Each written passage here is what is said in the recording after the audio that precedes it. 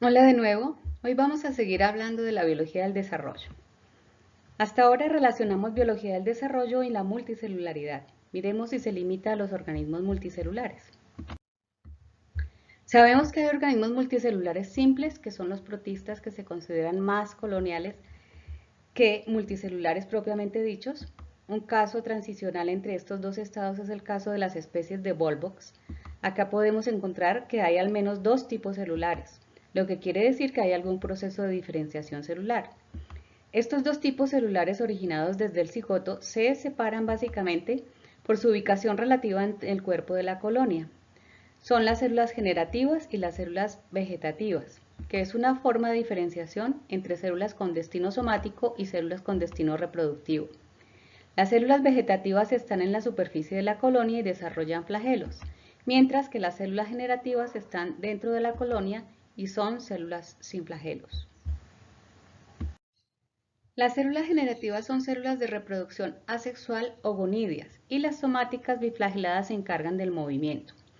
Durante el ciclo asexual en estos protistas, las gonídeas pueden reproducirse por mitosis dentro del volvox en un proceso llamado clivaje y luego son expulsadas afuera como un nuevo organismo.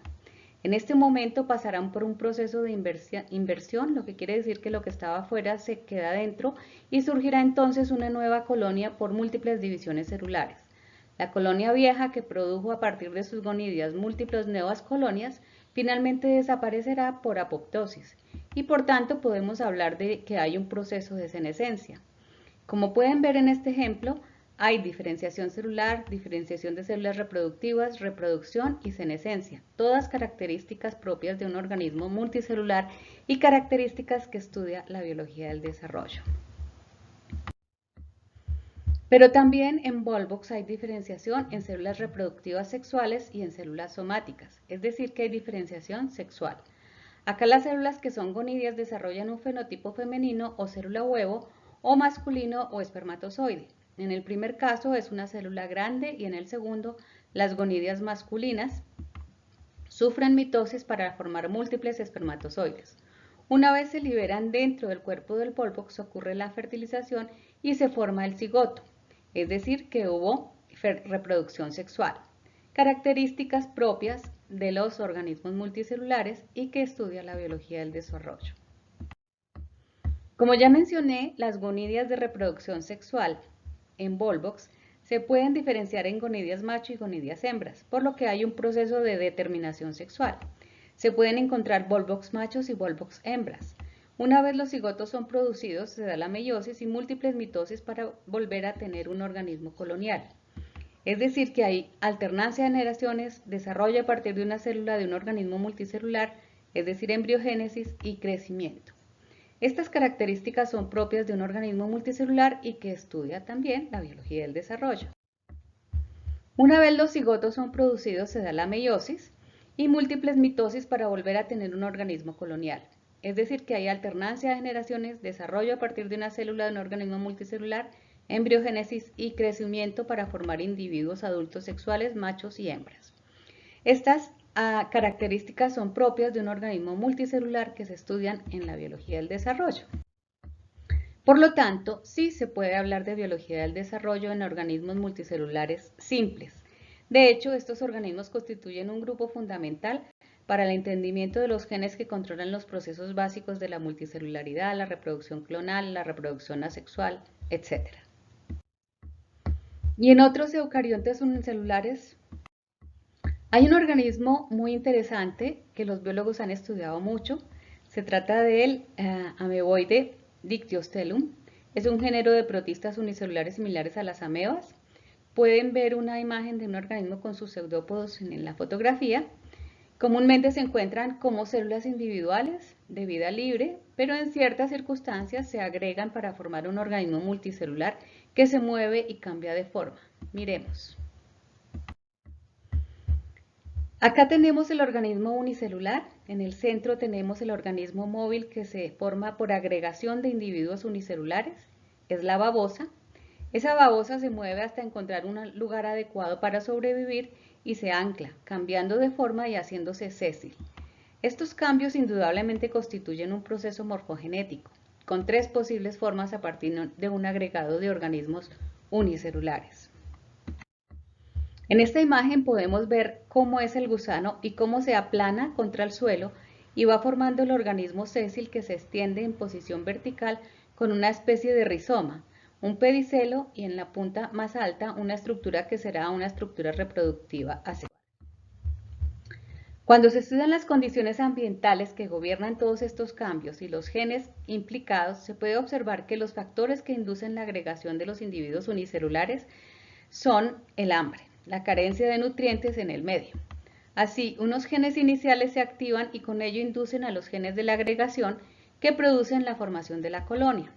Una vez se forma el organismo sésil, se inducen los genes en las células que están en rojo, que son los genes inductores de las esporas, que inicialmente están mezclados con las células que tienen los genes que permitirán la formación del tallo o pedicelo.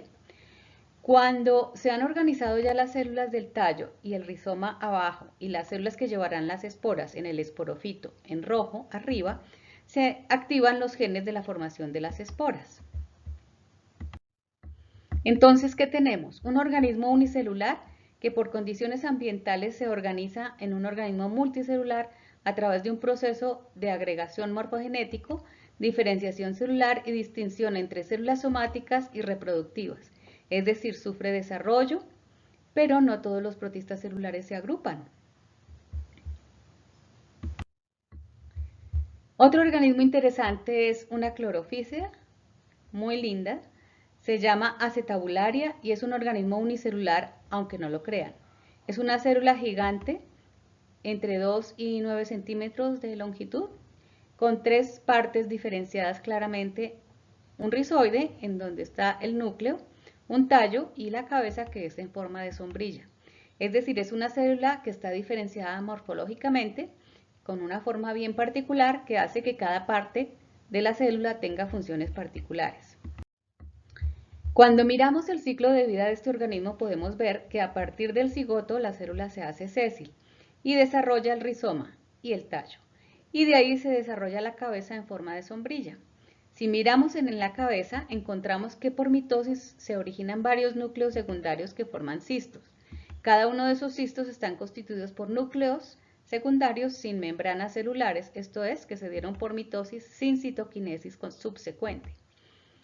Los cistos son liberados al ambiente, cada uno de ellos formará un gameto, entonces hay proceso de gametogénesis, con citoquinesis correspondiente y ya hay membranas celulares que determinan la formación de gametos.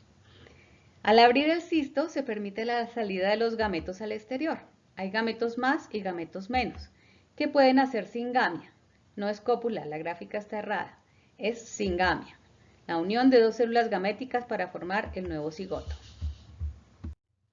Por lo tanto, entonces, los eucariotas unicelulares también poseen características básicas del desarrollo porque se diferencian, ya que el núcleo permite la morfogénesis, producen estructuras diferenciables en tiempos particulares, esto es, tienen ontogenia, tienen ciclos de vida complejos con alternancia generacional, crecen y se reproducen sexual y asexualmente, lo que implica que las células individuales, que son los gametos, interactúan para hacer singamia.